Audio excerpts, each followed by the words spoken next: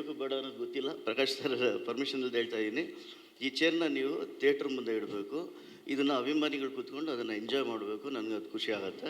100% ಇದೆ, ಯಾಕಂದ್ರೆ ಅಷ್ಟು ಚೆನ್ನಾಗಿದೆ ಅಂತ ಅವ್ರು ಹೇಳಿದ ಮೇಲಂತೂ ನನಗೆ ಆ ಚೇರ್ನ ಹಗಲು ರಾತ್ರಿ ನಿಂತು ನಿರ್ಮಿಸಿದ್ದಕ್ಕೆ ಸಾರ್ಥಕ ಆಯಿತು. ಇವತ್ತು ಅದನ್ನು ಓರಿಯನ್ ಮಾಲ್ ಮುಂದೆಗಡೆ ಇಟ್ಟಿದ್ದೀವಿ. ಕ್ರೌಡು ಮೇಂಟೈನ್ ಮಾಡೋಕ್ಕಾಗ್ತಿಲ್ಲ ಆ ಚೇರಲ್ಲಿ ಒಂದೊಂದು ಸೆಲ್ಫಿ ತೊಗೊಳಕ್ಕೆ. ಯಾಕಂದ್ರೆ ಅದಾದಮೇಲೆ ಮತ್ತೆ ಬೇರೆ ಕಡೆನೂ ಒಂದು ಇಡೋಂಥ ಇದ್ದಿದೆ. ಇದನ್ನು ಏನಕ್ಕೆ ಹೇಳ್ತಾ ಇದ್ದೀನಿ ಎಕ್ಸೈಟ್ ಆಗಿ ಅಂದರೆ, ಅದೊಂದು ಈ ರೀತಿ ಎಲ್ಲ ಕೆಲಸಗಳನ್ನೂ ನಾವು ಈ ಸಿನಿಮಾದಲ್ಲಿ ಮಾಡಿದ್ವಿ. ಅದಕ್ಕೆ ಅತ್ಯುನ್ನತವಾಗಿ ನಮಗೆ ತುಂಬ ಬೆನ್ನೆಲುಬಾಗಿ ನಿಂತು ಪ್ರಕಾಶ್ ಸರ್ ಅಂತೂ ಸಖತ್ ಇದು ಮಾಡಿದ್ರು. ಯಾವುದಕ್ಕೂ ಕಾಂಪ್ರಮೈಸ್ ಆಗೋಕ್ಕೆ ಬಿಟ್ಟಿಲ್ಲ. ನೀವು ಕ್ರಿಯೇಟ್ ಮಾಡಿ ಏನಾಗುತ್ತೆ ಅದಕ್ಕೆ ಯಾವುದೇ ಬಜೆಟಲ್ಲಾಗಲಿ ಏನಾಗಲಿ ಎಲ್ಲ ಯಾವುದಕ್ಕೂ ಲಿಮಿಟ್ ಇಲ್ಲದೆ ಮಾಡಿಸಿದ್ದಾರೆ. ರಿಯಲಿ ಈ ಥರ ಒಂದು 10 ದಿವಸ ಈಗ ನಾನು ಇಲ್ಲಿ ಚೇರ್ ಮೇಲೆ ಕೂತ್ಕೊಂಡು ಆ ಟೀಸರ್ನ ಆ ಸಾಂಗ್ಗಳನ್ನ ನೋಡ್ತಾ ನನಗೆ ಒಂದು ಹೆಮ್ಮೆ ಅನ್ನಿಸ್ತು.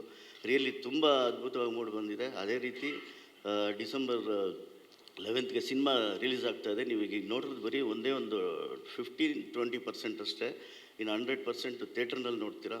ರಿಯಲಿ ಎಕ್ಸ್ಟ್ರಾರ್ಡ್ನರಿ ಫ್ರೇಮಿಂಗ್ಸು, ಎಕ್ಸ್ಟ್ರಾರ್ಡ್ನರಿ ಕತೆ ಎಲ್ಲ ಅದ್ಭುತವಾಗಿದೆ. ಇದು 100 ದಿನಕ್ಕೂ ಹೆಚ್ಚಿನ ಕಾಲ ಓಡಲಿ ಅಂತ ಆಶಯಿಸ್ತಾ ನಾನು 2 ಮಾತು ಮುಗಿಸ್ತೀನಿ.